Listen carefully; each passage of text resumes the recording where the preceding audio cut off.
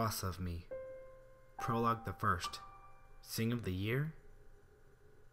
Summer came as suddenly as it ever did. One day, Sweetie Belle was sitting in class for hours studying math, science, and geography, and then the next she was free with the ringing of the final bell. As she walked out of the classroom on the last day, she looked around. The too small classroom felt so large now that it had emptied out for the day. The erasers were cleaned and put up, desks cleaned out, and chubby racks bare. It had been a long year, but definitely one of the best. Scootaloo had finally gotten her cutie mark, followed by celebrations both public and private for her success. And Babseed had even come down for an action-packed nightmare night. The school had served as a pillar to all that, a sturdy base that drew them back day after day, and it was almost a little sad to leave, but then it would be waiting for her in the fall, and Sweetie Belle had a whole 3 months of fun to get started on. Sweetie Belle scooted out of the door under the watchful gaze of her teacher, Miss Cherry Lee, who shut the lights off and followed the new teenager outside.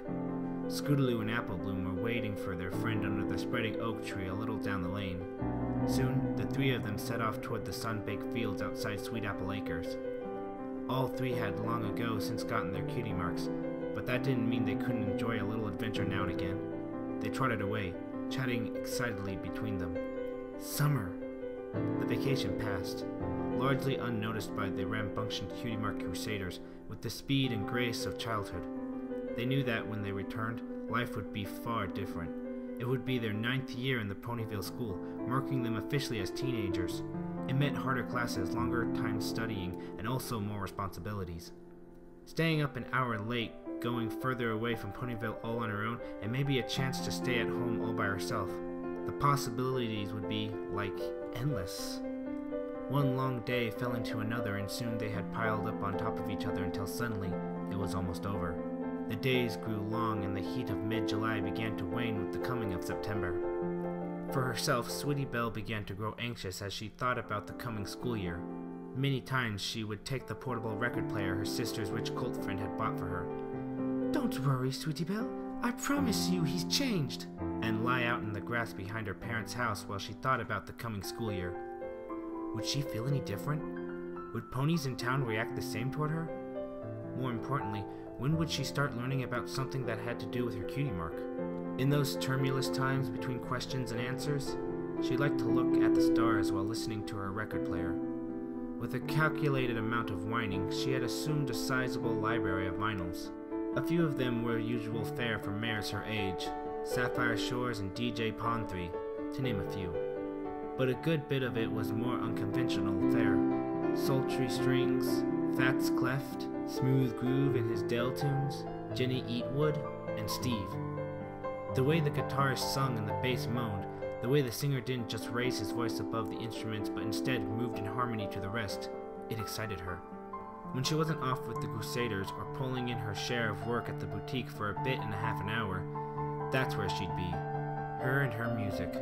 No matter the troubles that weighed on her, she could lose herself to 12-inch vinyl records.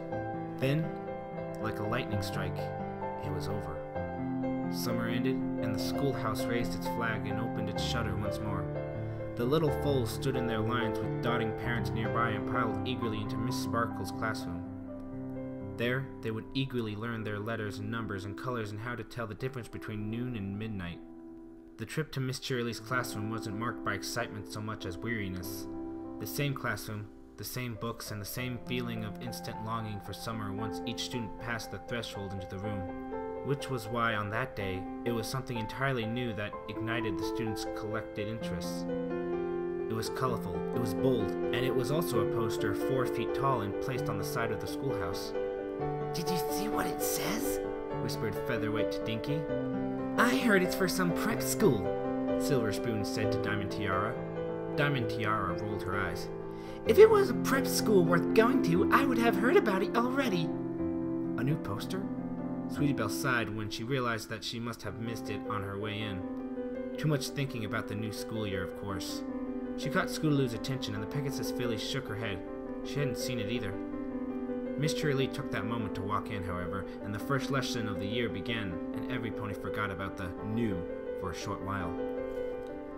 "That sign needs more exclamation marks," Scootaloo snarked. The trio of the Crusaders stood outside the schoolhouse, wasting their lunch period by craning their necks up at the poster. Its edges were tacked to the wall and a small breeze tugged at one of the corners. All the stenciled bold letters were colored in a glaring red that screamed against the black background. Musicians wanted! Do you have what it takes? Only the best need apply. For special opportunities, students must inquire for test. Test administered by featured musicians including DJ Palm 3, Octavia Philharmonica, Sapphire Shores, and more! Apply today! There was a small wooden box below the poster with a mail slot on the top. Applications were taped to the wall above it, and a few had been taken already. Applebloom scratched her head. "What do you think that test is for?"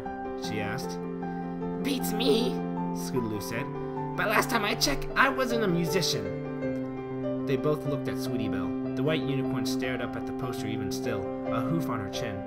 Her eyes kept playing over the words until they burned into her mind. Musician. She was a musician. But then under that, only the best need apply. "Are you going to apply, Sweetie Belle?" Scootaloo asked. Sweetie Belle hung her head. "I don't know," she said. "It'd be kind of cool to see if I got accepted, but..." "But what?" "But I don't know if I'm good enough. It says they only take the best," Sweetie Belle cried. Scootaloo laughed. "Oh, come on! You know it's probably for some after-school thing or summer camp for next year. I'm sure you'll get an easy. We've all heard you sing and you listen to music all the time." "It might be fun, too, to audition in front of famous ponies," Applebloom chimed in. "I mean, it's not every day you get to see them up close." "Final Scratch and Octavia live in Ponyville already," Scootaloo said. "Well, I didn't know that." Sweetie Belle stepped forward to the applications. Each one was simple, just a space for the name, address, and type of musician for each applicant. At the bottom was a small reminder that auditions would begin in October. Her hoof hesitated, but eventually she took one and headed off to lunch with her friends. After all, what could it hurt? Like Scootaloo said, it was probably for some dinky summer camp, and at least it would give her a chance to see some famous ponies up close for once.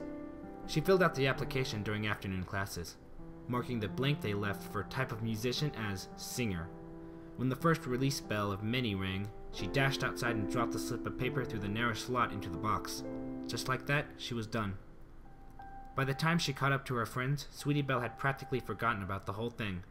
Why worry? It probably wasn't something to get excited about anyway.